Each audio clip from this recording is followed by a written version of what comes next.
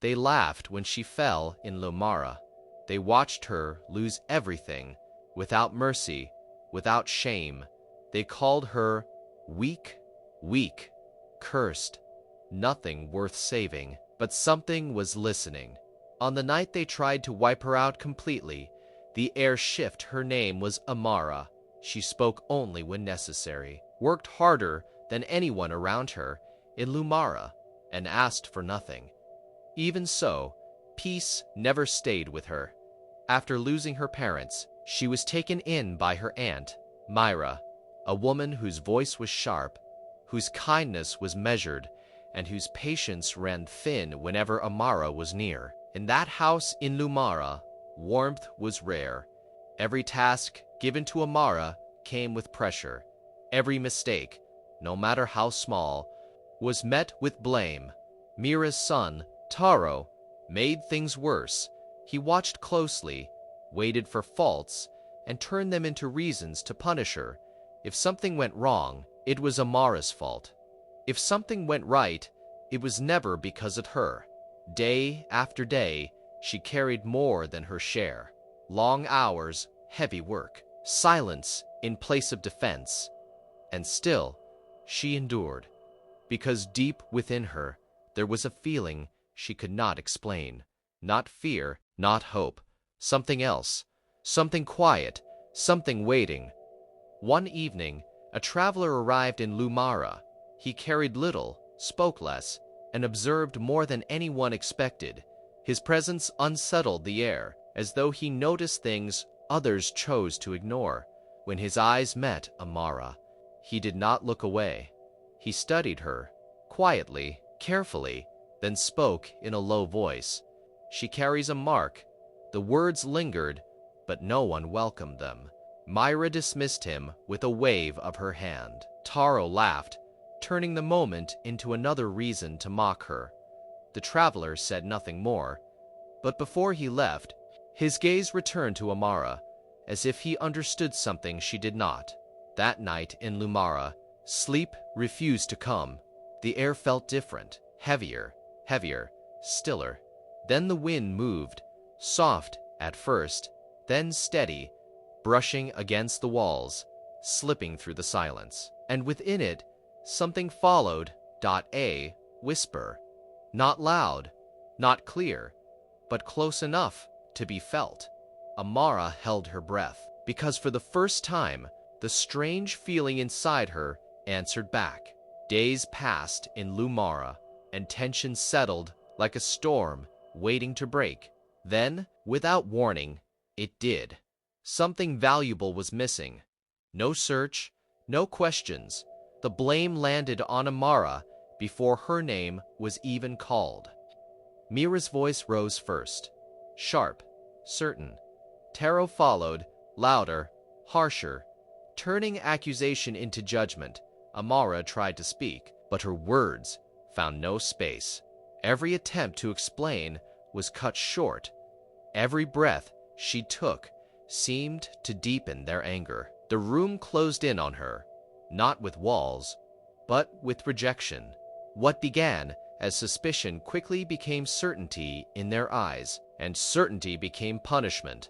Hands grabbed her, voices pushed her, steps forced her forward with no direction to return to. She was dragged beyond the safety of what she knew, left where no one waits, where no one listens. The silence that followed was heavier than the noise she left behind. Alone, she stood still. For the first time, there was no one to endure for, no one to stay strong before. And the weight she had carried for so long finally broke through. Her tears fell, slow at first, then freely. And as they touched the ground, the wind stopped across Lumara. The silence deepened in Lumara. Not ordinary silence, the kind that presses against the skin, that listens back. The wind did not return. The air stood still. Beneath her feet, the ground shifted, not violently, but as if it had noticed her. Amara lifted her head. Then it came. Not a sound carried by air, not a voice spoken aloud, but something that settled directly within her, clear, certain, unmistakable. You were never alone. Her breath caught. The fear that once held her in place began to loosen. Slowly, steadily, it faded.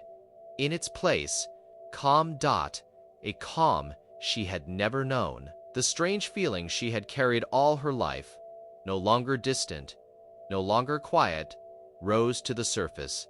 It did not ask for permission. It revealed itself. Images flickered through her mind. Paths she had never walked.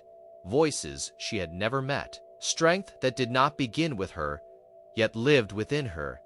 It was older than memory, deeper than thought, and it recognized her. Amara straightened. The weight of pain, of rejection, of doubt, fell away without resistance. She did not question it. She did not run from it. She accepted it, and in that moment, the girl who had been pushed aside in Lumara was no longer just a victim. She had become something else, something chosen. Back at the village of Lumara, life went on as if nothing had changed. Mira smiled, careful and measured. Taro laughed louder than usual, proud and unchallenged. The people around them relaxed, convinced the storm had passed. But the air shifted. The wind, which had always carried their voices and their laughter, fell silent. Doors stopped moving. Fires flickered unnaturally. Even the animals hushed. Then she appeared, Amara, not rushed, not loud, calm, controlled, silent. Yet every step carried the weight of what had been awakened. The villagers frowned, eyes widened, hearts quickened.